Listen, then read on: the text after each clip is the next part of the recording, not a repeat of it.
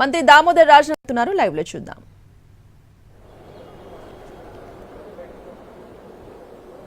అని చెప్పేసి వాళ్ళు 15వ తేదీ ఈ నెల ఒక రిప్రజెంటేషన్ ఇవ్వడం జరిగింది. అందులో ప్రధానంగా మాకు వచ్చే స్టైఫండ్స్ గ్రీన్ ఛానల్ ద్వారా రావాలని చెప్పి ఎప్పుడు మాకు గత ఇన్ని సంవత్సరాల నుంచి కూడా మాకు ఎప్పుడు ఇబ్బంది కలుగుతున్నది, అది ఇబ్బంది కలగకుండా చూడండి అని చెప్పేసి.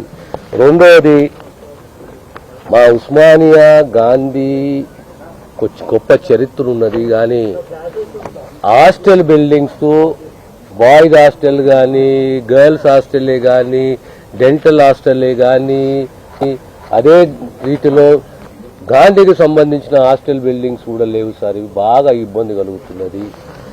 ఇకపోతే కాకతీయ మా కేఎంసీలో కూడా ఇంటర్నల్ రోడ్ చాలా దెబ్బతిన్నాయి. మాకు ఇమీడియట్లీ దానికి కూడా పరిష్కారం కావాలి. ఇకపోతే ఇంకో డిమాండ్, మాకు ఈ ప్రొటెక్షన్ అనేది కావాలి, పోలీస్ ప్రొటెక్షన్ అనేది.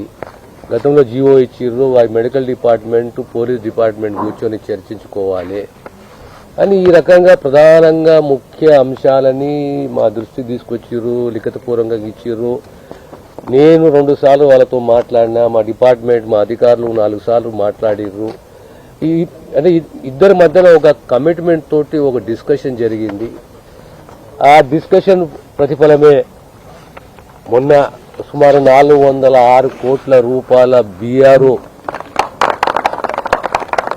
ఇది చరిత్ర. ఇది తెలంగాణ ఇది జూడాసే కానీ, హెల్త్ డిపార్ట్మెంటే కానీ, మేమే కానీ ముఖ్యమంత్రి గారు ధన్యవాదాలు తెలియజేయాలి.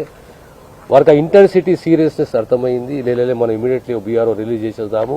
సుమారు 406 కోట్ల రూపాయల జీవోని రిలీజ్ చేసారు వాళ్ళు.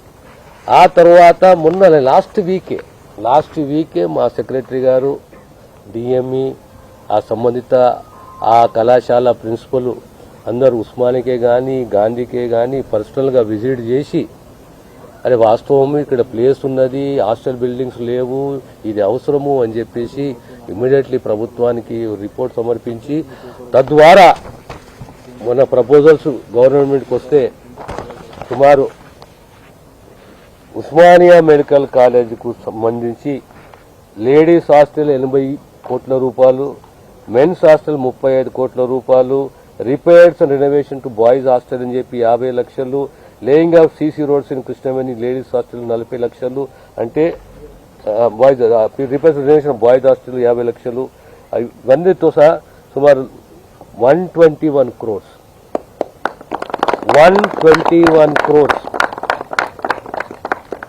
గతంలో ఏ ప్రభుత్వము, ఏ ముఖ్యమంత్రి ఎవరు చేయని రీతిలో ఈరోజు 121 crores for Osmania medical college facilities, hostel, girls, boys, renovation అన్నిటికి సంబంధించి.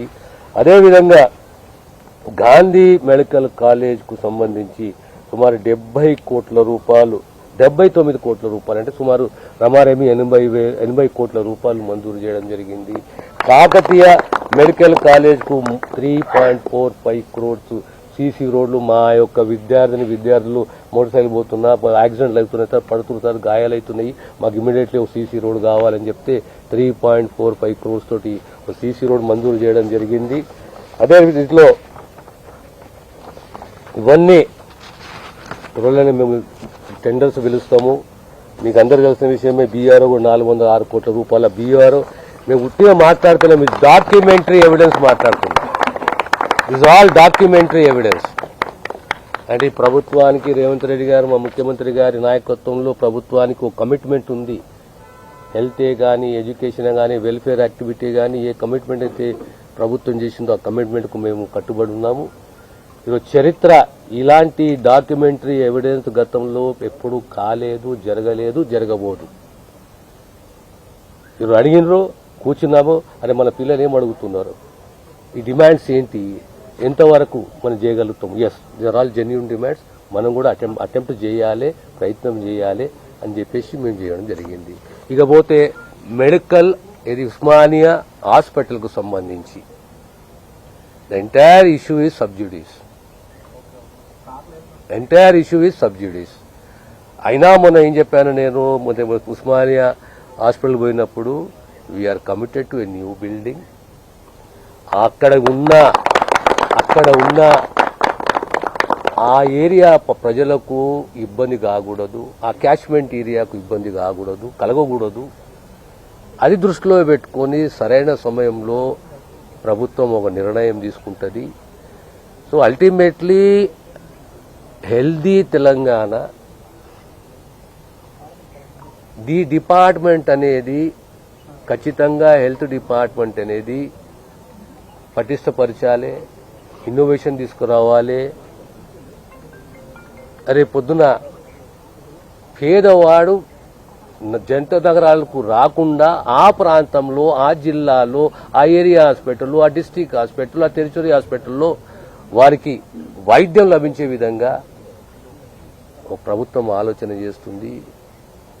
ఇంకా కొన్ని పాలసీలలో కూడా మార్పులు తీసుకురాబోతున్నది కనుక ఈరోజు మా జూడా నాయకులు మా డిపార్ట్మెంట్తో చర్చించి వారు కూడా సంతృప్తికరంగా ఇవాళ మాకు ధన్యవాదాలు తెలియజేశారు. వారందరూ కూడా మేము మనస్ఫూర్తిగా ధన్యవాదాలు తెలియజేస్తున్నాము, ఆశీర్వదిస్తున్నాము. ఇది మనకందరికి సంబంధించిన శాఖ, వృత్తి, ప్రొఫెషన్. ఇందులో రాజకీయాలు అవసరం లేదు, రాజకీయాలు వద్దు. కామన్ మ్యాన్కి సంబంధించింది విద్యా, వైద్యం. ప్రతి పేదవానికి సంబంధించిన, కుటుంబానికి సంబంధించింది విద్యా, వైద్యం. ప్రమాణాలతో కూడిన విద్యనే కానీ, మేలైన వైద్యమే కానీ అందించే బాధ్యత ప్రభుత్వానిది. So let us all try to build a very healthy, strong health department wherein the common man gets absolute protection, the treatment, and is confident, and he owns the department, he owns the hospital. ఇది నా దవాఖానా, ఇది నా hospital. ఈ మధ్యలో మీరు చూసినట్టు